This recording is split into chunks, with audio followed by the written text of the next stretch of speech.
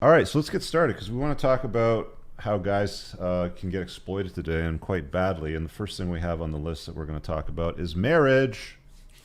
So, who's all been married here? I know Jaren's been married. 50 Shades, too?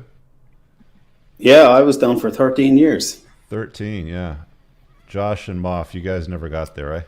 I got the sales pitch many a time, but I just never quite, you know, bought into it. So Why were Technically, you. I'm supposed to be engaged right now, but thank God that didn't happen. Yeah, I mean, like your thing started a year ago, so that's been an interesting journey. So, why did you guys turn down marriage? Because Josh, I mean, you ended up saying that you had the proposal a few times come up. well, it just was one of those things where I looked at it objectively and honestly, like, saw no real upside to it. It's like, okay, I'm promising to forego exercising all these other options out here, and there's a huge amount of liability. And so, I don't know, kind of having seen a lot of my friends go through the divorce machine like pretty early on, Hmm. that to me was just kind of like a little bit of a signal of like, okay, if I want to go down this pathway and get married, like, what is my actual upside? Hmm. And currently as a guy, I just really don't really see that much upside unless it's really all about that transfer of assets. But there's ways that you can do that with like a trust or a will these days. So Yeah. I don't see the need to get the government involved in my personal affairs. What about you, Muff? Why didn't you guys ever get there? Well, it ended before we got to that point. I've always been long on marriage. I mean, I used to even say when I was with my previous LTR, like I used to tell people, I'm like, yeah, I don't really want to get married, but I probably still will. Hmm. That was like my blue pill thing. And so, but I mean, even finding this stuff and even understanding now more so the dangers and the risks of family court system and everything like that. I've yet to hear a compelling argument from anyone about what you can do in a marriage that you can't do outside of it, besides maybe some tax breaks and not being forced or compelled to testify against a spouse. But hopefully, knock on wood, I'm never going to be in a position like that. But Mm. yeah, I've always been sort of long on it, and now even more so after being unplugged, even kind of doubling and tripling down on that. Would you ever get married, Muff? I can't see a situation where I would. I'm pretty open about that. I mean, again, I'd have to have a very compelling argument, or some things would have to drastically change in the next 10 to 15 years when it comes to family court and family law. I don't think that's going to happen in anyone's lifetime on this panel, though. Yeah. So I don't really see a reason to do so. Um, I would say very, very unlikely. Hmm.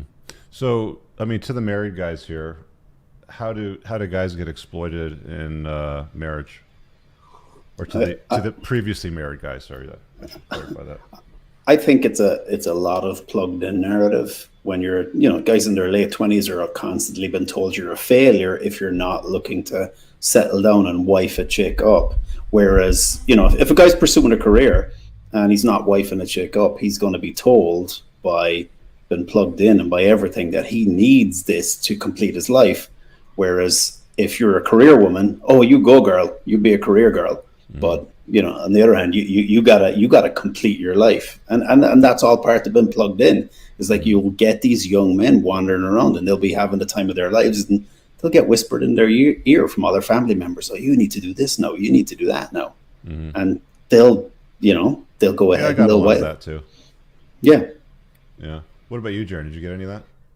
Yeah, in my case, it wasn't the family pressure me so much. It's more that I'm a product of divorce, raised by a single mom, so I call myself son of a single mom, oldest son of a single mom, which means you're the surrogate husband that Mm. you essentially take over the fatherhood responsibilities in the family. So I never really had my own childhood, and I always wanted to be able to give that to my own kids. I wanted to have like a real family, and to exacerbate things, about at the age of 8 or so, went to live with my grandparents who were very old school.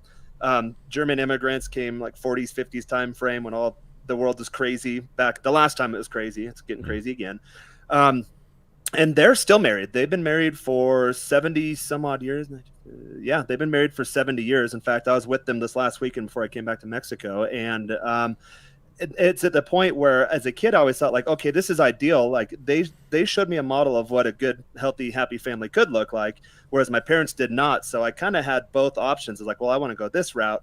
However, that is an old recipe that doesn't work in the modern world, to the point where when I saw them this weekend, they both told me like, yeah, if you want to have kids, that's fine, but you don't have to get married anymore. I'm like, okay. So even 100-year-old people are starting to get it, that it's just not the right time and place for that anymore. Yeah, I'm kind of in the same space as Josh and what 50 Shades was talking about. It's like there's not a lot of advantages to a guy to getting married. It's mostly risk and mostly downside, unfortunately. And I say unfortunately, as sort of like a tag onto that, because we've all heard the fucking Disney stories growing up. You watch the sitcom TVs with the happy families and the Cosbys and the Tim Taylors and the blah blah blah blah sort of thing. And it's like, okay, well that's just TV and that's media and stuff. But in real life, after you talk to a few guys that get divorced, it's like, holy shit, like, is it really that bad? And then you experience it yourself and you're like, it is that bad. That's kind of interesting, right? So it's like, what is the advantage to getting married today for men? Like, is there anything that exists? I mean, I'm not opposed to the idea of it, right? Like having a union with a long-term partner and being able to combine families and everything. But the problem, well, I mean, like a marriage is basically inviting the church and the state into your life. Yeah, so, and once you start intertwining those things, that's where I think things really get kind of. And I mean, like, you don't even have to get married to invite the state into your life, because if you live with a woman in a common law state, the government basically looks at you like marriage. So if 7 years down the road, even if you don't have kids, or if you have kids, you still have to deal with everything that you acquired together, living as what the state. Like, when I say stay away from marriage, I also mean stay away from anything that the government looks at like marriage. So like common law, for example. Well, I mean, go for it. I think historically, marriage served a purpose back when people were like a little more religious and we didn't have the global sexualized marketplace, where really, like, even when I was in high school, my first girlfriend was my girlfriend because my last name is Scott and her last name started with the letter really close to it. And we just got sat next to each other in alphabetical order. But outside of that intimate social group, we didn't really have access to anyone else. So even then it still kind of made sense. But I think back in the day, really, the history of it was like a public pledge in front of God and your community and this and that like, okay, these two were coming together to have kids and to procreate and to continue the community values. But again, I think that's an outdated model. Whereas if you want to have kids, you can still do it, but there's really no reason to get married anymore. And I always make the point too, I'm in Latin America, where they do the civil wedding and the religious wedding, and no one ever cares about the civil wedding. It's always the religious wedding that's actually important to them. So keep that in mind too. Yeah, and there's a really good book by Stephanie Coontz called The History of Marriage, and going back throughout history, what she did was she went through court records and personal diaries was like the most accurate source of the information that she used to put the book together. And it wasn't so much about like love or any of those things. It was about the acquisition of in-laws. It was like at a time where you didn't have law enforcement, you didn't have schooling, you didn't have hospitals, and you would benefit from blending your life and your family with that of a woman and her family. Land might come into the equation, a bunch of sheep and cattle and chickens and shit like that, farm equipment. But, if you needed medical assistance, you would basically go to the family. If you needed schooling, the family. If you needed childcare, the family, sort of thing. So, like the acquisition of in-laws was a huge benefit back in those days. Right. But I mean, today we live in a world where women walk around with this preconceived notion that they don't need no man and a woman needs a man like a fish needs a bicycle, sort of thing. Right. Well, it's still like that in a lot of places in the East too. I mean, and that's what it's always been about. That's why the divorce rate is so low, is because it's about, the idea of a romantic love and two people in holy matrimony is a very Western concept. Marriage traditionally has been about sharing assets, community, family, the joining of people to be able to help and support one another. And that's still common in some places, but certainly not here in the West. And it's a very recent, if you look at the history of it, right, a very recent idea and notion that's, become kind of highly corporatized. So, or even as a younger kid, always like was interested in, following the trail of money, right, as they say, and like seeing where it leads. And I mean, one of the ways in which people get exploited is just look at weddings themselves, right? They cost an incredible amount. You can literally call up one venue and say, hey, I'm having a party with 300 people. It's a birthday party. Okay, great. Here's one price. Oh, it's that same venue, that exact same day, same number of people. Oh, it's a wedding. Magically, it's 4 times the cost, right? So already you're getting exploited off the bat before you've even like signed the paperwork. I wouldn't be surprised if at some point Western society goes back to like the harem type thing at more of a mainstream level, or like most of the guys in the know, like we already do like the MLTR type thing. I think that's going to become more and more mainstream, especially as we hit our next financial crisis and the middle class. The problem with that, though, is carved out. Yeah, I mean, the problem with that is that when you run into situations where there's highly successful, wealthy men that don't get into a monogamous relationship, is all of the guys that don't end up with women end up causing some serious problems for society. I'm not saying, it's good or bad either way. I mean, like, do whatever the hell you want. You guys do what suits you. That's what the concept of mental point of origin boils down to, is what is it that serves you? I mean, if you want to have children with 3 different women and, you take care of them in 3 different homes and run some girlfriends, you can do that, right? I mean, you want to be monogamous, do whatever you want, right? As long as it's a choice. But at the end of the day, guys, it's like, there really isn't any advantage whatsoever to a guy inviting the government into his life to decide what happens with his wealth, with access to kids that he fathers. I mean, you go to the Forbes list of the richest people in the world. I think the top, 100 billionaires, and there's a few women, like in that list. And all of the women in that list that ended up in that category acquired their wealth. How? By divorce, right? And inherited. Bezos. Yeah. The top 10 richest women in the world all acquire their wealth through divorce or inheritance.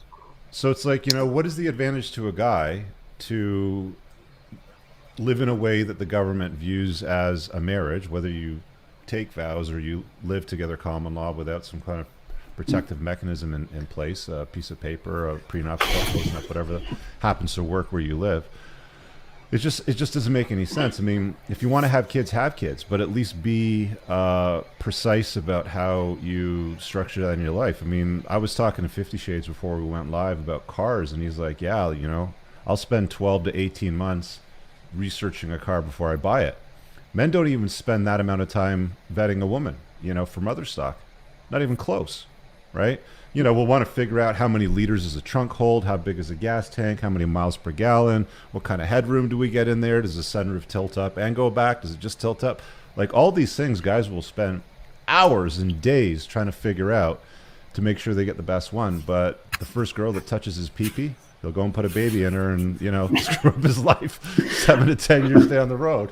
Well, I always say the easiest thing for me the easiest and most simple way to understand is if you're going to jump out of a plane and I handed you a parachute that only had a 50% chance of opening, would you still jump? And even if it does open, it's not going to give you a soft landing. Yeah. And Rich, what you said on your opening statement was guys getting exploited by marriage. Right. And this is one of my theories, about being plugged in. They're sold this idea of marriage. If it was, before mass media and you had open eyes, your eyes were wide open going into it about what it was for, what the purpose was. But this whole Disneyfication, corporatization, commercialization of everything is selling young men and young women out there this absolute nonsensical notion, and it's all to suck money out of you. And that's it. Like, we're not per se against marriage. We're just like, have your eyes wide open and know what you're going into here. And it's not going to be like a Disney Channel, and it's not going to be like a Matthew McConaughey rom-com. Okay? Get over that. It's going to be more like rabbit in your pot and your bank account empty. Yeah. Just 50-50. The sad reality is a lot of guys do want to get married. I know most younger guys that call into like Moff and I show, or guys that reach out to me for coaching, consulting. When I was young, I always wanted to get married. Like, first girlfriend in high school, the goal was to go to college and get married. Like, I wanted kids. I still want kids, but you don't have to be married to do that. And a lot of guys are plugged in. Like, we have retards in the comments right now, literally putting out Disney lies. I don't know what they're doing watching stuff like this, but hey, some people like to live in misery, I suppose. Yeah. Just like, when you think about it, it's, you got the financial risk, you got the risk of not even being able to raise your own children, right? Then you run into the other problems that ties in with marriage that most guys don't even contemplate. Like 99.9% of men don't contemplate the fact that they're going to have to go through resisting the betatization through 1,000 concessions process. All guys will end up going through the process. They'll all get betatized to some degree. It's just how much, like how badly do they resist it, basically. There's a lot of things. And the Paul. tough part is that, again, we have that. Oh, what's up, Paul? What up? Well, yeah, the tough part really about that is again, like it's going back to Jaron's earlier point, right? Where even the older generations, right, they're starting to see and realize, right, that the world in which, right, that idea and construct could be supported by that notion no longer exists anymore. So again, if you're taking an idea that's designed for a certain set of conditions and you find yourself in an environment that no longer has those type of conditions, you have to, as they say, right, adapt and change with the times. Yeah, one of the things that I've heard said a few times before is the way that a marriage contract, essentially works. I mean, if you were to take the love and the sex and the kids out of the equation, all that sort of thing, and just call it like an agreement that two parties have to sign, sort of thing. If you were to apply that agreement to a business partnership, the guy that's taken on the role that's benefiting from the female part of the contract would basically be told to go fuck himself, right? Like you'd punch him in the face if he showed up with a contract that was that one-sided. But guys don't understand that it is that one-sided until they go through the machine and they get divorced and they're like, oh, now I've experienced that. Now I know what it's really like. And now I know why men post-divorce commit suicide at rates 10 times higher than women, right? And they start to like, okay, now I'm unplugging. Paul, you used to be married. Yeah, it was fun. Yeah? You going to do it again? Oh, yeah, probably not. You going to rush right into that or what?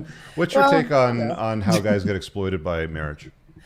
Well, it's social conditioning, and this is a big thing that I'm dealing with. Well, we all, in some way, shape, or form, are dealing with guys, and I even had it presented in some stuff with training, even dealing with how to interview people and things like that in military, right? Like stuff like that, and it's just like the idea is that everyone is programmed. Like your free will is not as free as you think that it is. Right. You start off, yeah. And so you start off as a kid being, susceptible to programming because you're not emotionally or mentally mature yet. And so it's usually caretakers in your social circles when you as you grow up.